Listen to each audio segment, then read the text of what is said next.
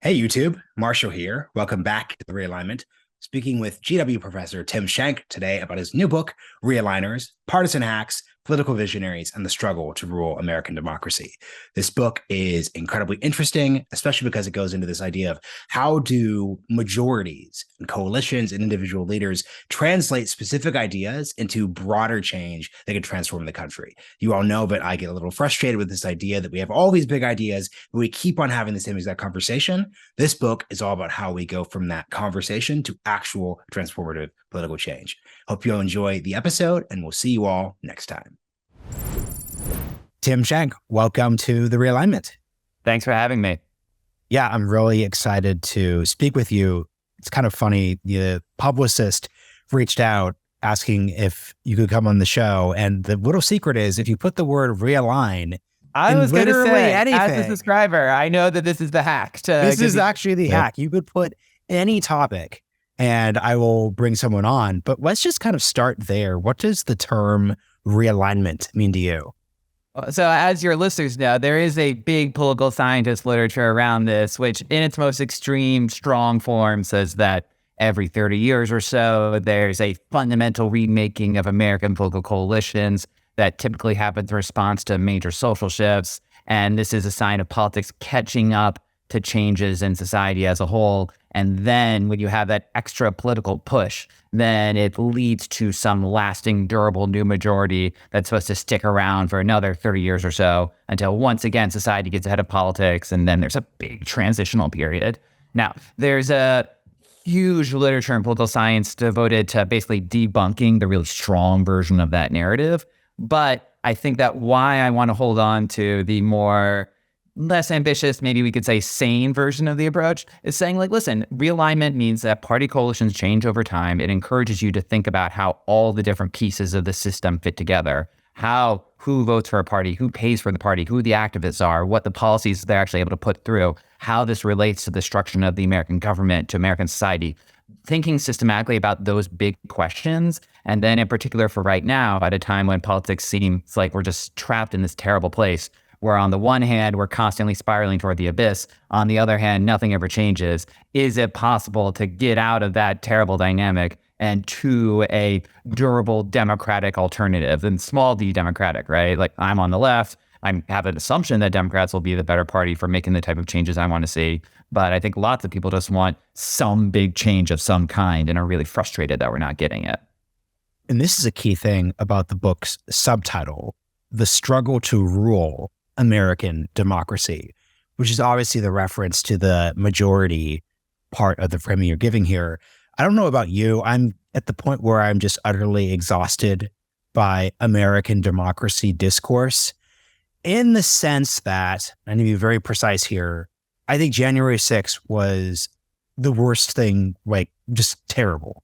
I was in DC when it happened, but just very clearly at this point, it should be rather obvious to political commentators, especially on the center left, where this discourse tends to be a problem, that this discourse is not actually advancing the objective of winning a durable Democratic majority. If your goal is to hold the Senate, hold the House, and win the presidency in 2024, arguments about democracy, broad speaking democracy being MSNBC, aren't really the way to get there from my perspective. Like, what do you think about this dynamic as an author who's writing a book like this in this moment?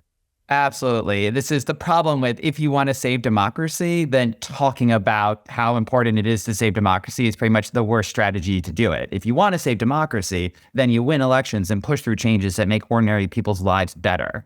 And this is a book that was written out of the sense that, I think like you, there are really important questions about democracy that are on the table right now. But this is for anyone who cares about American politics and so wants to put those questions about political coalitions, how you actually make a majority at the center of the debate. And that's the weird thing that's happened in progressive circles over the last few years, I think, is that they've gotten so invested in these ideas of, on the one hand, democracy is norms, institutions, that whole MSNBC viewpoint. There's also just this radical left alternative that you can come up with these big structural visions for changing society. But the question about how you translate those visions into a majority coalition, that essential middle space, that gets missing too. So I wanted to tell a story about American history that put directly that question of democracy as politics, right? Put the politics back at democracy, put this question of how you build a majority and how that majority can get things done. Because it was emerging out of a real frustration with a lot of this democracy discourse, which again, I think it gets to some really important issues,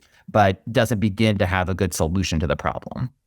So let's get to the central question that came to mind as I was reading the book. And you kind of hit this in the intro. Why do you think operating within this realignment framework why hasn't either side of the political aisle been able to form a durable governing majority in the way that throughout American history, you've been able to? The New Deal coalition that runs through the 1970s. You obviously have what Reagan was able to put together. Ever since then, though, things have consistently swung back and back and back and forth. What do you think is going on there?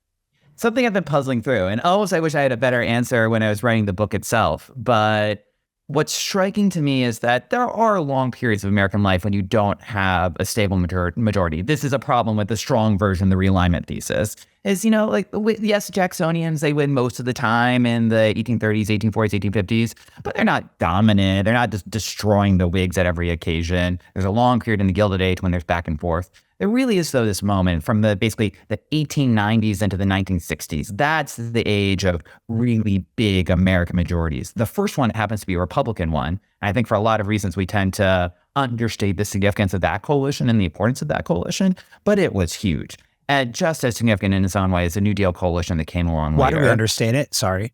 Why do we misunderstand it? I think that the question that a lot of historians put on the table when you're looking at the 1890s going forward is why the populist movement didn't become a party of the majority working class that it said it wanted to be. Why William Jennings Bryan, that campaign, they can take over the Democratic Party, but they can't beat William McKinley. They can't beat the Republicans. Populism falls apart on its own contradictions. So there's a lot of just, let's look at the populists. Let's look at how they failed. Let's look at why they came as far as they did. That populism. The question that I wanted to look at in the book, though, is, well, how did the Republicans succeed? Because they really, really did. They didn't just wait for populism to explode. Like, no. They built a thumping majority that was a cross-class and, yes, interracial coalition in the 1890s that structured American politics. This is a case for the strong realignment perspective. Really did structure American politics for a generation.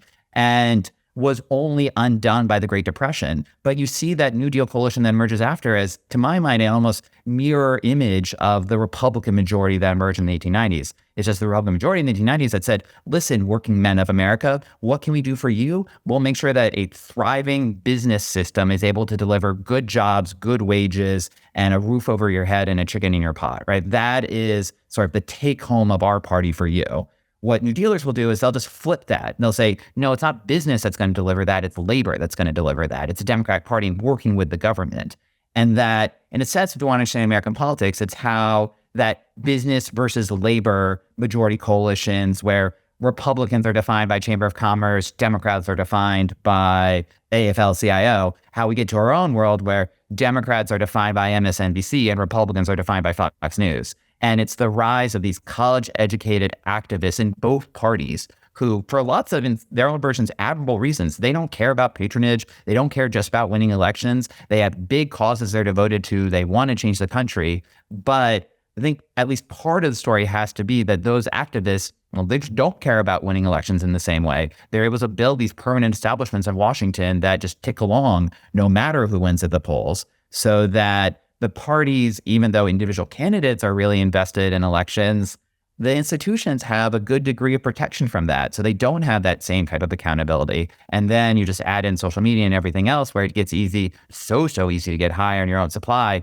and tune out what the rest of the country thinks. And now on my own side, like a left that I agree with every principle on this sort of these. I'm a boring leftist in pretty much every pragmatic particular, except that I really, really care about democracy, defined as giving ordinary people the right to choose how they want to live, and think that the goal of the left should be to take the preferences of ordinary Americans very seriously. And when we disagree, try to persuade them, but take the obligation of persuasion really, really seriously, and not just assume that the country is either already on our side or irredeemable if they're not.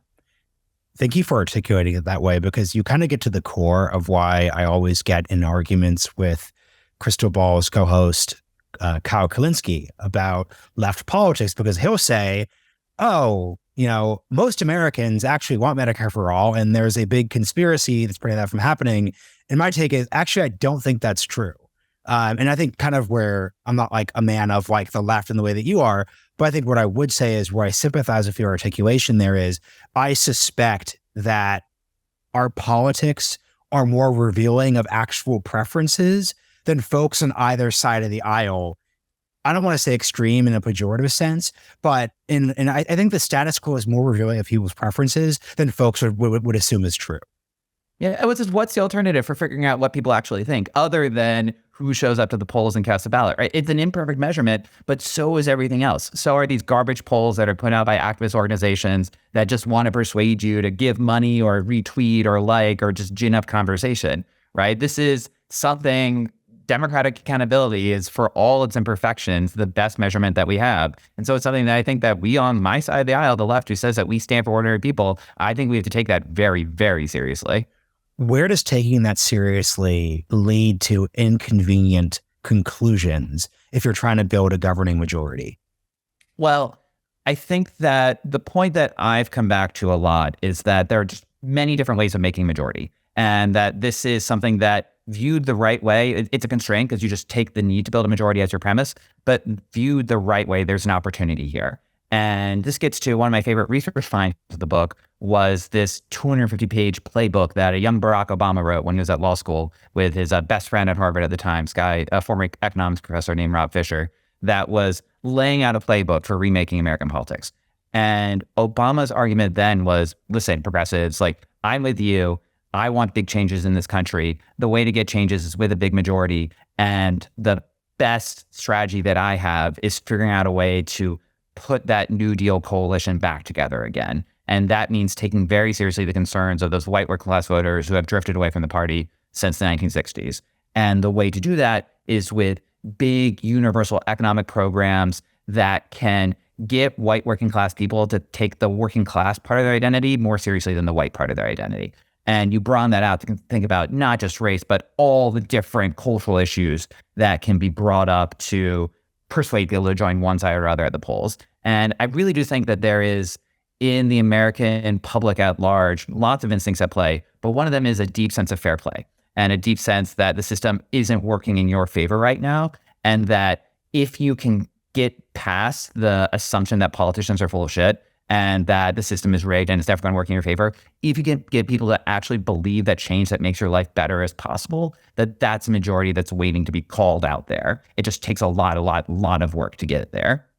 So let me get to the big questions that I'm sure are on folks' minds. So number one, what is your opinion on political parties? Because as I read more about these spaces, the more and more I am pro small p, in both cases, political parties, in the sense that political parties are the definition of organizations that can put together coalitions and, when successful, funnel the intentions, the desires of those coalitions in the right direction.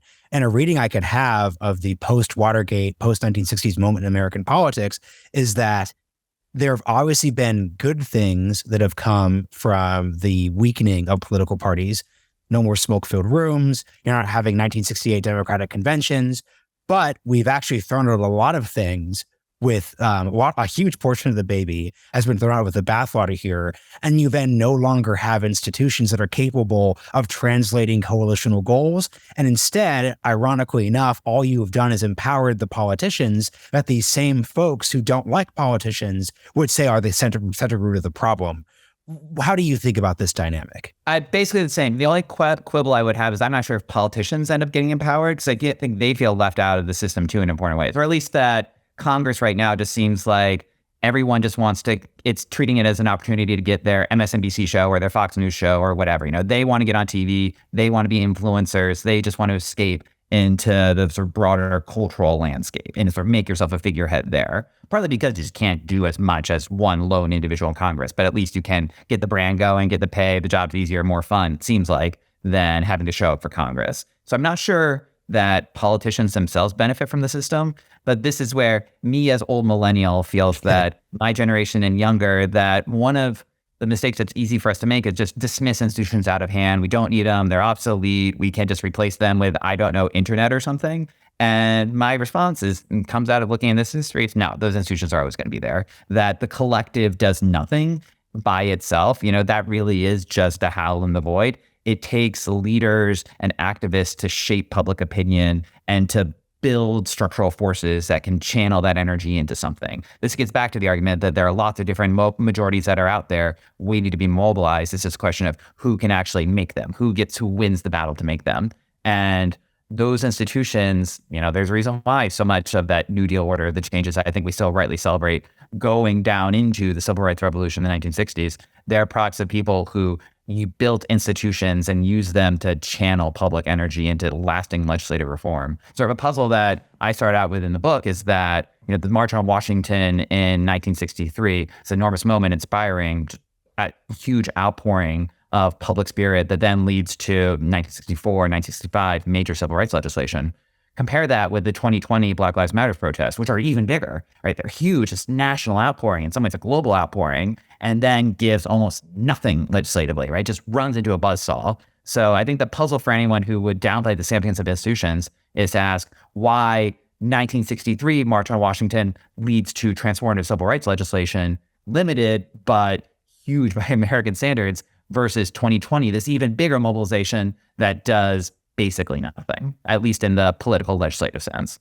Well, it's interesting because I'm sure you remember this as an older millennial and me as a middle-aged millennial. In my day, yeah. In my day, 2008 campaign, huge controversy. Hillary Clinton, specifically, I think from a pure historical accuracy perspective, she is correct, but was not the quite argument you should have been making at that point in the primary. She says, people talk about MLK. She basically says people talk about MLK a lot, but what they forget is all of his activism would not have translated if you didn't have an LBJ in the White House able to convert that to legislative action.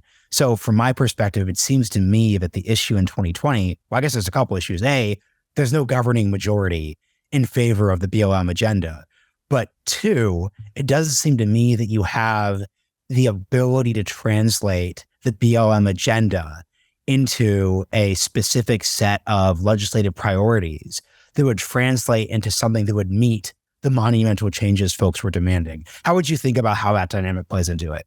Yeah, no, that all makes sense to me. I would say that the Realigners, like the book emerges out of an attempt to get beyond the LBJ versus MLK binary. And to helpful. Say, people who I get most excited about are the ones who can rise above that contrast. So the hero in the book specifically to this MLK LBJ question is Bayard Rustin, who's the strategist behind the March on Washington and who is able to bring people there for the event, but also will push for those legislative reforms as well and take seriously the question of building a majority small d Democratic coalition that can push through progressive change. And I think that Rustin's strategy, which he outlines in this brilliant essay that comes out in the 1960s called From Protest to Politics, that says the way forward is building this multiracial coalition that's rooted in the working class, draws in the Black church, also organized labor, and that is able to push through a social democratic agenda that not just addresses civil rights concerns, but addresses concerns that are affecting all working Americans, that is still the best starting point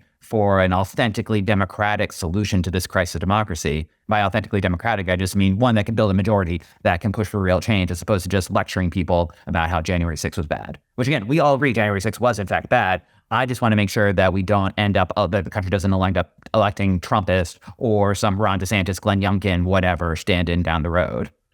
I think where I also have significant concerns with, let's say, like the broad democracy space, TM, trademark, is the over focus on the need for structural change to achieve these governing majorities, in the sense that, well, we can't govern America right now because the Senate's unbalanced because of population, or we need to admit, DC, Puerto Rico as states, first past the post voting, all these different examples. And what always seems to come to mind when I speak with these folks is a lack of recognition that because the structural changes they're advancing have clear political valences to them, you're kind of circling around. So if you're saying, well, the reason we can't pass, universal health care is because the Senate isn't representational. We therefore need to change the Senate to make it representational. And then we could get these majoritarian policies. Well, any Republican's going to notice that you're making this argument to change the Senate to advance your legislative agenda. The reaction of my right-leaning friends to Sarah Palin losing the Alaska primary was exactly really defining here, because, I'll speak with folks like Catherine Gale when they'll talk about how these alternative voting systems are partisan and they're moderate and that they're centrist. And every Republican I know is saying, okay, here's the lesson. No voting reform is going to be used by moderates to basically kick us out. How do you react to this structural nature debate change thing? And this is where, listen, for obvious, probably biased partisan purposes, it's I think Washington, D.C. should have representation in the Senate. I support all of those goals. I think, and something people will learn if they read the book, is that, who thought that the president should be elected by popular vote and that the Senate should be representative by size of population, not just the existence of states? James Madison. James Madison was yeah, that'll make sense to me. The problem is that James Madison wasn't an unreconstructed partisan liberal progressive Democrat. He thought that, we can just let people vote, but as long as the system is controlled by people like me, this American elite, then they're not going to get drastic progressive change. And so even in the best of circumstances, I think it's there might be some narrow partisan ways in which the Senate reform or go down, abolishing the filibuster, whatever, go down the list. Maybe that helps in the short, medium, long run, but it's still not going to get the transformative change that progressives say they want. And one problem you need to confront is that the system is rigged in lots of ways. The electoral system is rigged in lots of ways. It's insane that a president can lose a popular vote and still go into office. But the Democratic majority of today isn't that big by historical standards, and it's definitely not that consistent. So the FDR coalition, the New Deal coalition that emerged in the 1930s, well, it happens because FDR is winning by 20 plus percentage points, which is pretty impressive. Also happens because Democrats win a massive election in the 1930 midterms. They pick up seats again in 1932. They pick up seats again in 1934, and they pick up seats again in 1936, and they hold on to Congress for a decade after that. Contrast that with the Democratic performance in the post-2008 era. Well, Republicans win just a straight-up majority in the House of Representatives. They win that popular vote in the House.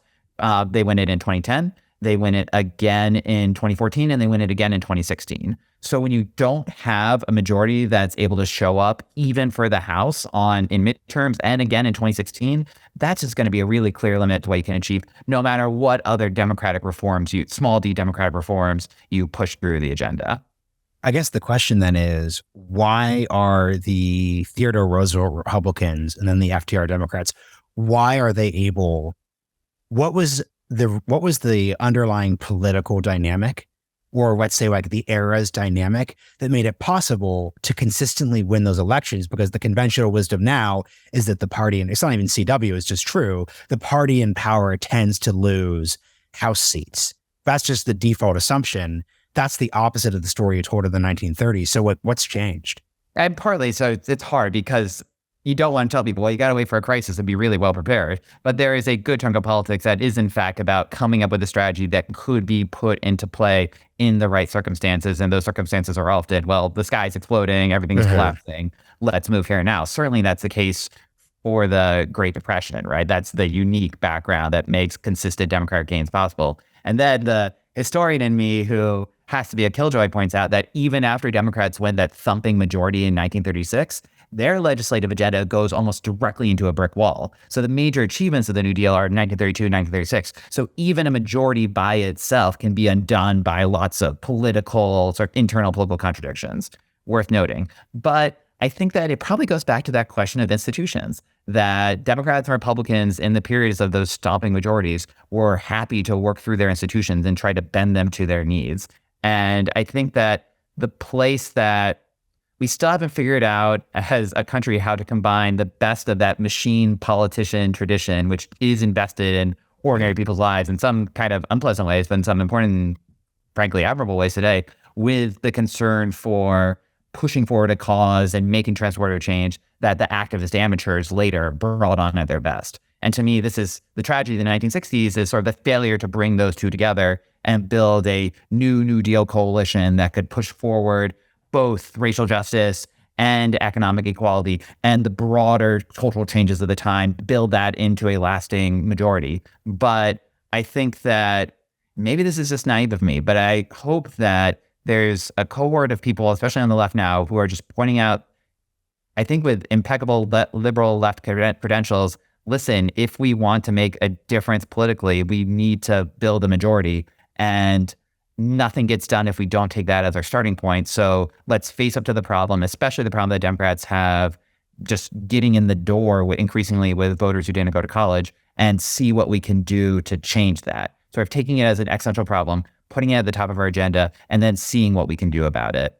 If there's any hope for the future, I think it really is that folks like me, like us, will be able to make that type of change. And this is, the book is written in a very, very, very small way to contribute to that. Yeah. So I guess the question that comes to mind then is and it's the obvious question, what is a realigner? Because you said something really helpful earlier in the conversation when you pointed out that you're looking to avoid this duality between MLK, the activist, and LBJ, the, hard-nosed, not pretty, but gets the job done politician. It seems like you're suggesting the realigner, quote unquote, is maybe, to overstretch the metaphor, in between those two dualities. Can you really define what you mean by the term?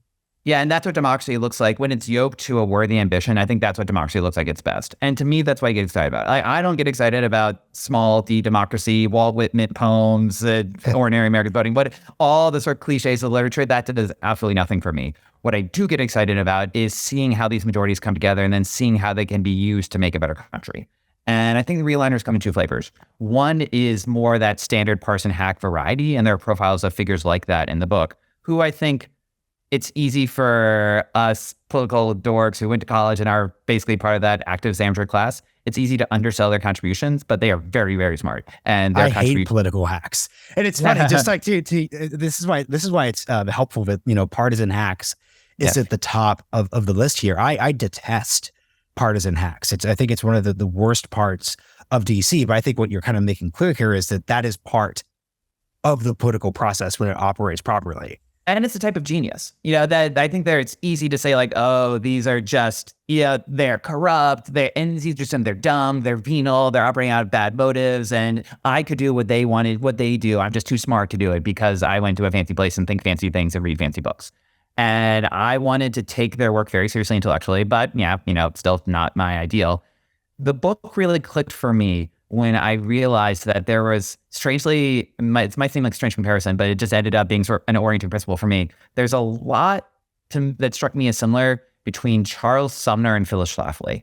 And Charles Sumner is the sort of intellectual architect of the Republican Party in its early days, when he takes the lead in laying out the framework that will make a northern free state majority that overturned the Whig Democratic bipartisan establishment of the 1830s into 1850s, where both parties had these North-South coalitions. Both parties were committed to marginalizing slavery. Sumner saw an opportunity to move beyond an anti-slavery debate that at the time was torn between anti-slavery activists who assumed that the United States was corrupt and the best thing we could do was have the North secede and start over fresh as free states, and then anti-slavery politicians like Abraham Lincoln, who said, I oppose slavery, but I'm a Whig first. The best thing we can do is elect Zachary Taylor and work within the system. Sumner becomes the leader of this group, the political abolitionists, who say that we can build a majority that will overturn the political establishment and force slavery onto the agenda. And if you think that abolition is one of the great achievements of American democracy, which I very much do, then that lesson of Sumner, that combination of intellectual vision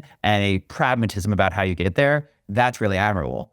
On the other side, 100 years later, you have Phil Schlafly, who's often seen, I think, just as, she's the one who doesn't like the ERA. She's the face of this anti-feminist reaction on the right. That's the Equal Rights Amendment for Equal Rights Amendment. And that's a Phil Schlafly. Kate Blanchett plays her in Mrs. America. That is real. But one of the great discoveries of the book, for me at least, and this is something that people who dug into Schlafly, they knew already, but I thought it was amazing, was that no, the anti-feminist stuff of the 1970s is one chapter in this broader career. And that really, for Schlafly, the through line is, as she would put it, she sees herself as leading a battle of the grassroots against the kingmakers. And the kingmakers were partly this liberal New Deal Democratic elite, but it was also these Rockefeller, Northeastern Republicans who are centrists and they're sellouts to this honestly, she basically says this sort of corrupt capitalist Northeastern establishment that she directs almost as much, if not more, vitriol against than the New Deal liberals.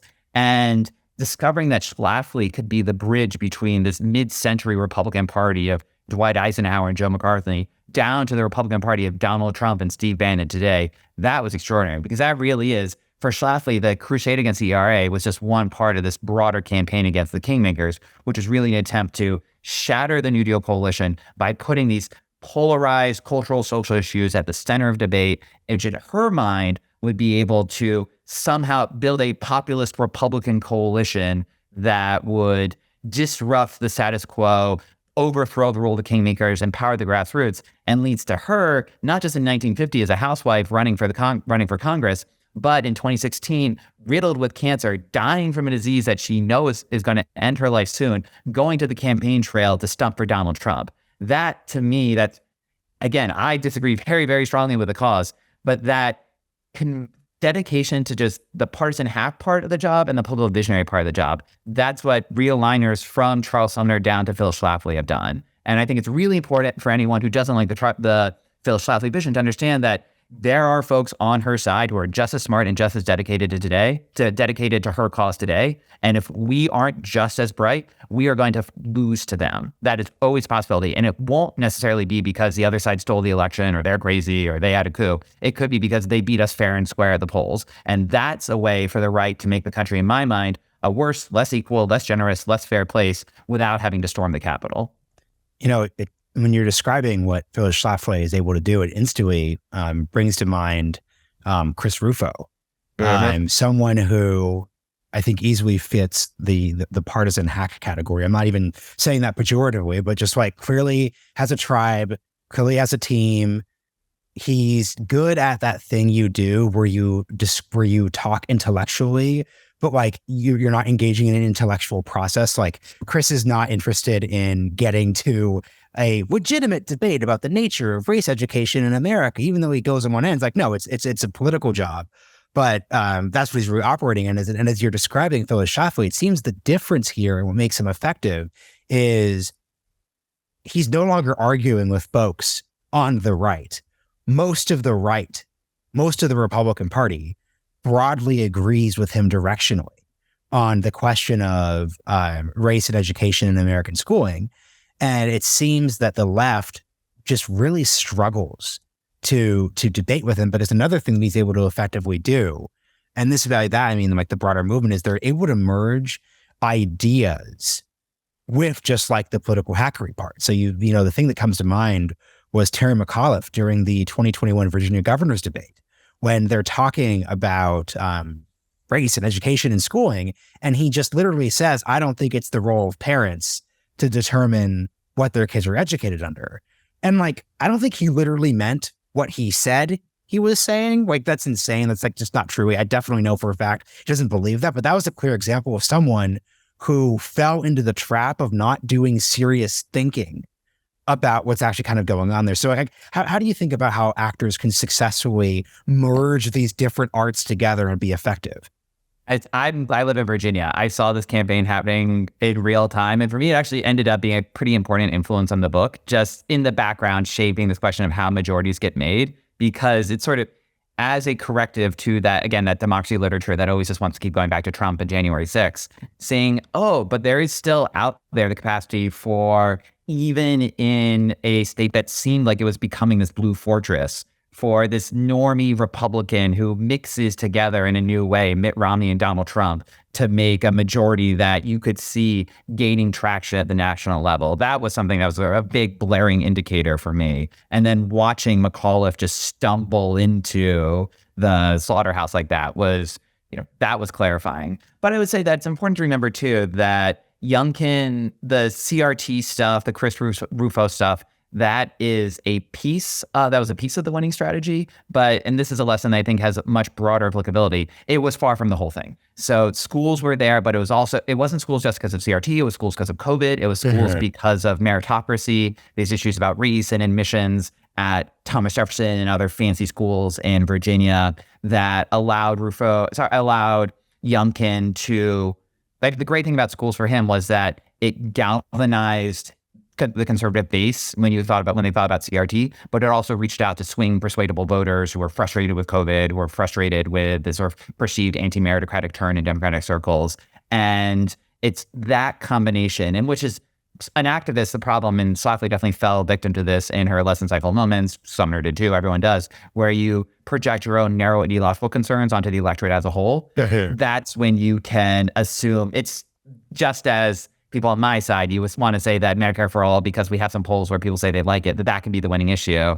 Now, it's always going to be more complicated. There's a balancing act, but seeing how you combine that core, which I really think is just driving what people are fighting about. I think more than anything, that's Chris Rufo's great gift, is to draw attention to the subject that you want to be arguing about. And though ideally for your side, it's one that has the capacity for mobilizing this majority coalition.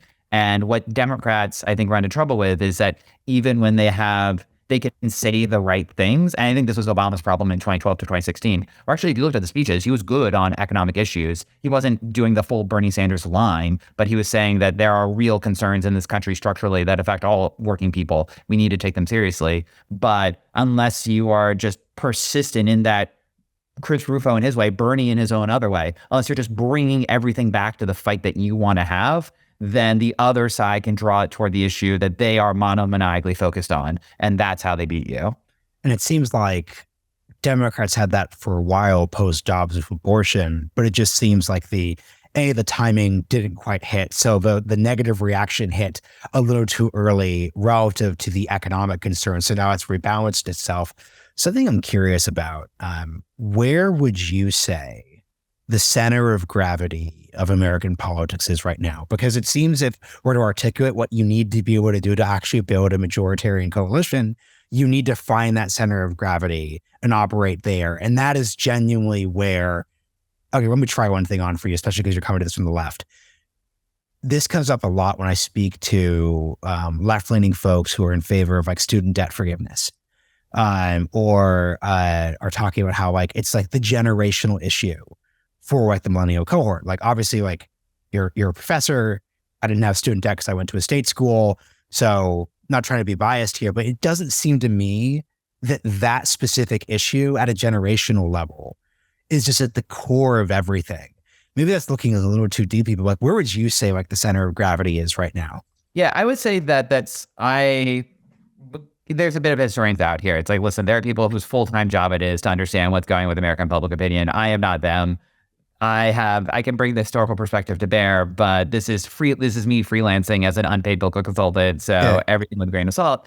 But it does seem to me true to point out that not every millennial and Zoomer goes to college, but pretty much all of them at this stage of the game have to pay rent. You know, it's if you assume that buying a house is a very, very hard thing to do for people around our age, which it is, then you have to take into account that there are possible strategies that you could emphasize that, in my view, have impeccable, again, great left credentials. There are good left-wing arguments you could make that don't disproportionately benefit one group of the cohort at the expense of others. So to the extent that student debt forgiveness, that it's marginally bad for inflation, that's not great. It doesn't have the same oomph that if you could make significant movement on something like the price of rent. You know, in an ideal world, you can understand why that would move to the top of the agenda.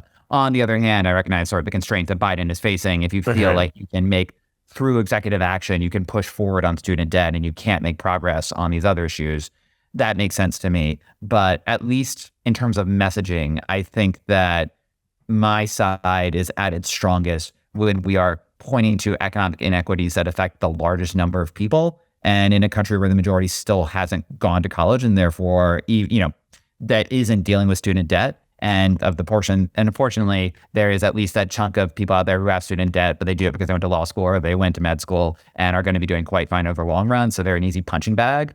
It's not the issue that I would have picked up in my ideal world. But again, there are sort of specific complications facing what a president can do, what Democrats can do, that make me understand why it moved higher than I think in that purely ideal world it would have deserved. Yeah, no, it's interesting because I want to be clear here.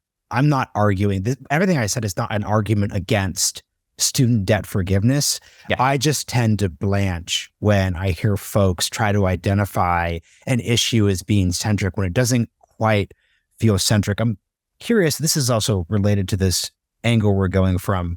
How did writing this book make you think about politicians themselves? So there's this left debate about Obama. There's obviously a long-running debate about Ronald Reagan, FDR, et cetera. To what degree is Biden FDR? How does just writing this book and studying these moments like make you reassess your evaluations of politicians? They're smarter than we think. And I think that we see these people, you can get these images of them at their worst moments when they're least articulate, or there's a gap that sticks in your mind, or you just remember the compromises, the failed projects, all the things that go wrong along the way. And that's worth understanding just to get a sense of how the history happened. But I think that people, the activists on all sides, people listening to this, we just need, what was brought home for me, the lesson I would convey to those folks is that it's really, really, really hard to get change through. And watching, for instance, someone like Obama, who has a strategy that has worked out with as much rigor as you could anticipate or as you could ask for circa 1991, seeing the compromises, the detours, everything that goes through the grinder. It didn't happen because he was dumb. It didn't happen because he was venal. Those are all parts of it. It's not omniscient. He wasn't uniquely immune to the charms of celebrity and money and all the rest. But I think the core of it is just that it is really hard to get change through. And it is so easy to accept the world as it is and lose sight of the world as it could be. And that's just that's the name of the game. That's the risk that you're always going to take. But going back to, the hacky TR quote, the man in the arena, it is really, really hard to be in that position. And I don't think that means that we ask less of our political leaders. But I do think it means that, if anything, we just need to be smart in the demands that we place on them. It's interesting. What you're just saying brings another question to mind. It seems to me, and this is my version of you saying that we should assume politicians are smarter than we think. I think folks underestimate the sheer actual difficulty of the political dilemmas and challenges in front of any ambitious but fair-minded politician. Now, I don't mean moral weight, right? So it's 1856, student debt debates, ever inflation that is not approaching like the moral difficulty of resolving slavery. But I would say that it seems to me that a politician today has to navigate the fact that like incentive systems are aligned in the wrong direction, has to navigate the fact that their mental models of how the system even should work don't even make any sense to other folks. I think this is why Biden is in a weird way successful, because the stars aligned so that lessons that he should have unlearned or hadn't been taught for the first time in his career actually applied when they didn't quite apply to a Kamala Harris. So how do you think about like the sheer difficulty of transformational coalition building today versus, let's say, during the 1930s? And this gets to what you were saying earlier, that the status quo bias of our system partly reflects an electorate that, in the lack of a better alternative, is willing to just be like, oh, okay, whatever, keep things the way that they are. Yeah, it's like you can mobilize people for change, but unless you do a really good job of it, then people are just going to grudgingly maybe, but ultimately accept the status quo as it is. And I think that the particular challenge of why it's so hard to get transformative change through today is, well, you're dealing with the legacy of almost a century of those previous transformative changes that the New Deal coalition made and everything that followed after. So you're not starting over from scratch. You never are in history, but you have, and by the way, for anyone who wants to dive into the sort of political science wonky answer to this, absolutely brilliant short book put out by a Theta Scotchpole in 2012, I think it was called something like Barack Obama's America, just goes into the ins and outs of why the Obama agenda ran into so much trouble during that period. And it's everything from the structure of the American state. So you have these built-in institutions that are really resistant to change. If you're trying to push through legislation that disproportionately benefits poor people who didn't go to college, well, those are the people who are least likely to pay attention to politics. So most easily tuned out. And you have to deal with the countervailing demands of a donor class and an activist base that may align with those things that ordinary people say they care about, but also may not. You have a media infrastructure that's built up on top of it that just always wants to chase after the latest distraction. if you're operating from the left, then you have to deal with a right-wing polarization machine that is very, very committed to distracting from your agenda. And in Obama's case, also dealing with persistent Republican objections or hardline partisanship that New Dealers didn't have to deal with. All of that is what's going to be facing anyone who's going to try to begin to make a difference. And that's why it's so hard to get this stuff through today. But to my mind, that doesn't mean give up. That just means be aware of the challenges that you face and focus on the stuff that you actually can change. And to the extent that the messages that candidates use on the campaign trail can mobilize different coalitions, some of which are more amenable to broad-based economic progressive change and just bigger so that you can win more elections, get more votes to get things through. And then think about the types of policies that can strengthen those coalitions over the long term, in particular labor, right? Rebuilding the American labor movement in this country, essential for any left political project, I think. Then when you have that, begin with the message and work out from there so that you get to that realignment, which is not just winning elections, but passing through the policies that can really change the country. Maybe it doesn't work, but it's the best shot we have. It's like, spoiler alert, American democracy, American life might be doomed, but I don't think it is. And even if it is, it's not worth accepting that. I think we can still make things better, and that this is the strategy that is the best chance that we have for pushing it through. I want to go down the list of things that have come up in previous shows. We'd love to get your thoughts on. So number one, the generational age issue, which we've referred to in terms of our millennial status. I am not convinced that electing younger people would result in, on either side of the aisle, under the current set of challenges, would result in more change in either direction. And like, weirdly enough, I think the Trump-Biden combo on a couple different issues has actually been more transformational in terms of the way we're probably going to tell the history of this country going into the 22nd century because of their age. So how do you think about the generational debate? Well, one concern I have that's brought to mind, I remember Davis Jacobin with a few other partners, they put together this study of political language, what sort of phrases, what policies were better at mobilizing groups. And they had basically like stand-ins for a Biden message and a Bernie message, and then stand-ins for a Kamala and an AOC message. And both of those sort of like a centrist Democrat and a lefty economic-oriented Democratic message, but through that sort of generational inflection. And what they found was that consistently, both the Biden and the Bernie messages, maybe because they harkened back more to that earlier era, did better than the Kamala AOC messages, which for anyone who says that, just generational change, just getting new bodies in there, that's, to me, a warning sign that we should keep in mind as we're going ahead. But yeah, these problems, it's not again, this goes back to, I think politicians are smart. I don't think that they do some are incredibly stupid. No, to be clear. Yeah, I was like, fact check. Hardcore fact check. Sorry, I realize that. So the best of them are really, really smart, but the average, who knows? And the worst, definitely stupid. But that the problems that we're facing, they're structural. It's not because these people are bad. And unless you change the structures, unless you change the institutions, you're never going to get a change in outcomes. So shuffling in different people, I do think that there's room for maneuver here. I'm co-editor of Dissent. We put together this forum on the future of the left in our latest issue. We had, among others, David Shore talking about this.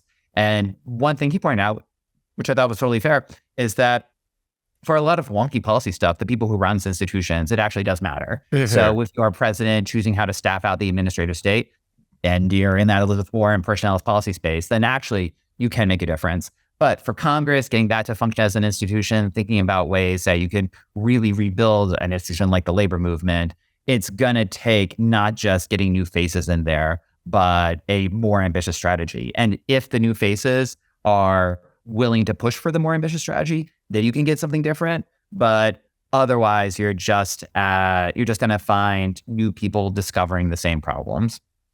I am going to steal that because I think you gave a useful corrective to my frame, which is that actually the question isn't necessarily, does generation matter, yes or no? It's like, where?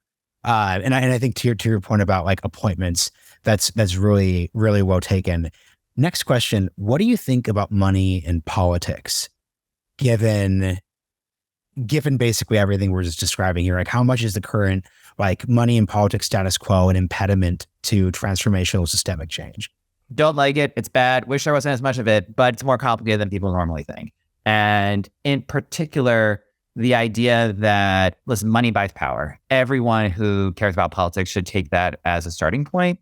But the way that it buys power changes over time. And we're not dealing with the same, just the Mr. Monopoly man with the giant bags of money, dropping them off. Yeah, that's not how corruption works. If anything, that would be easier to defeat, frankly. Exactly. But it's also that something that lots of political scientists have pointed out, that the emergence of this activist class that we've been talking about before, that sort of displaces the machine politicians, well, in the last 20 years, thanks to our friend the internet, has really empowered folks who aren't giving the sort of massive checks because they're working for Goldman Sachs, or pick your, plutocratic villain here. I definitely have my long list, but it's empowered the MSNBC viewer, the Fox News viewer, who is willing to write a $1,000 check to Jamie Harrison in South Carolina, or whoever's running against AOC in New York. Pick your lost cause. This absolutely doomed. These small dollar donors who care a lot about politics, but often aren't thinking strategically about how you can build lasting majorities. And so you rack up, just waste insane amounts of money on these races that are doomed from the start, like unseating Mitch McConnell in Kentucky or Lindsey Graham in South Carolina, money that could have gone in such better directions. And what we saw with Democrats in 2020 is that even when you have a massive fundraising advantage, and this might be a problem that Democrats run into again, is that when you're faced with bad conditions, a problem with messaging, other structural issues, that money can't get the job done. That was also the story of 2016 as well. This idea that, Hillary Clinton, she had the massive mobilization machine, she had the best strategist, she had the most money, but that still can't actually buy the election for you, almost unfortunately from a progressive perspective, given that all that is on your side. So I think be aware of that problem. But also, I think that when you take these questions of coalition seriously, if you're a Democrat looking at a coalition where the party's platform sounds a lot better in lots of ways in 2022 than it did 16 years ago, but when you are shedding these working class voters at such a rapid clip, then you have to be really concerned about what the party's actually going to push through when it's in power, right? Where your promise of big structural change runs into, well, Josh Geithhammer in New Jersey really wants New Jersey suburbanites to pay less in real estate taxes. That's where the contradictions of a coalition that is dependent on those affluent suburbanites to put together those majorities. Well, the more votes they have, more significance within the coalition, the more say they're going to have over policymaking. And I'm just a cynic enough to assume that that's not going to be a coalition that delivers transformative economic change over the long run.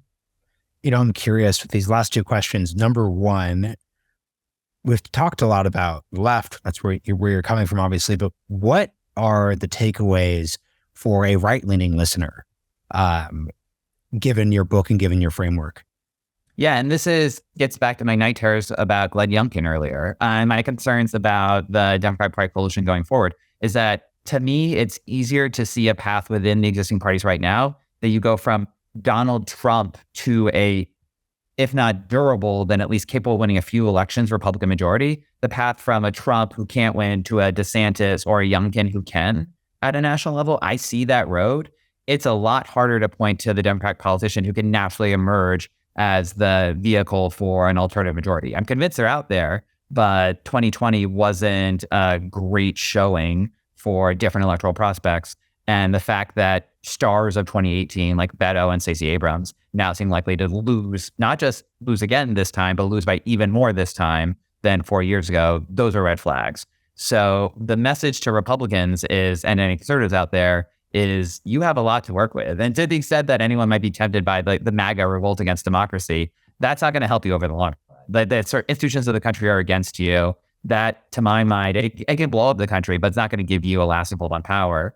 But a better electoral strategy, there's a majority out there waiting for you to make. I want to stop that, but it's there. What do you think of Pete Buttigieg, given your point about 2020? Democrats have this habit of nominating candidates. So Clinton is one, Obama was another, who know intellectually what the sort of what majority is out there, but who, for a variety of reasons, end up being like sucked into a culture war that makes it really, really hard to turn that theoretical majority into practice. And oftentimes you see it, they get elected with strong working class support, not just white working class, but working class across the board, and then lose that, maybe do okay the second time, but they hand off a weaker coalition to their successor so that the person who really reaps the negative rewards from Clintonism isn't Bill Clinton, it's Al Gore in 2000. Ditto for Barack Obama and Hillary Clinton in 2016. I think Buttigieg is someone who understands intellectually what the polls are saying, but who is so much the embodiment of this blue America, professional achievement class oriented worldview that no matter what he says, it's just going to be processed through the MSNBC filter. So it's someone who I think potentially there's something there, but just has to overcome a lot of baggage for a lot of different reasons, which is, as I said, not his invention. This is an unfortunate pattern that Democrats keep falling into. And last question, I asked this to my right-leaning friends a lot. I have just noticed that for whatever reason right now, if we're talking about like smart politicians, quote unquote, I just find the crop of Republican senators on the younger end to be much more purely intellectual and what I would quote unquote say intelligent than their Democratic counterparts. I'm curious if you think that's true. And B, does it even matter? Like, is how intellectual you are? Like, does your ability to write law review essays or co-author books of Peter Thiel, does that actually matter? Or am I just kind of translating good podcast guests as a metric for political success? This is a problem, right? It's where the old school partisan hacks have a point over the activists. That someone like a J.D. Vance or a Blake Masters, they make good content, and they not just to report on, but they can in fact produce good content themselves, but are running behind what the normie politicians, or in Masters' case, like the insane but charismatic Carrie Lake is able to do on the other side.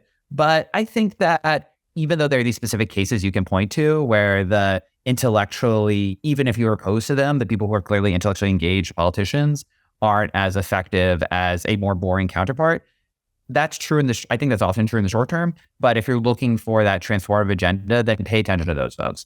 They can punch above their weight in that respect. And I would point out actually on the left that Elizabeth Warren is another case, someone who made progressive commentators just absolutely fall in love. And that landed her, third place in her home state in 2020. So it shows what that can do. But I do think that Democrats should be worried about the sort of sense of malaise that so often settles over the party, especially for a group that is the party of college and is so just has such a commanding position in our major cultural institutions. And I think that one reason why you might feel that way about those Republican senators is that they have a sense of being part of a movement that opposed to those institutions. And they are forced into it. Those movements, they have their own blind spots, their own dogmas, their own orthodoxies, but they're at least forced to take a position and not just go with the flow. And there's a lot of progressivism that congratulates itself on its free thinking when in fact it's just another type of conformism.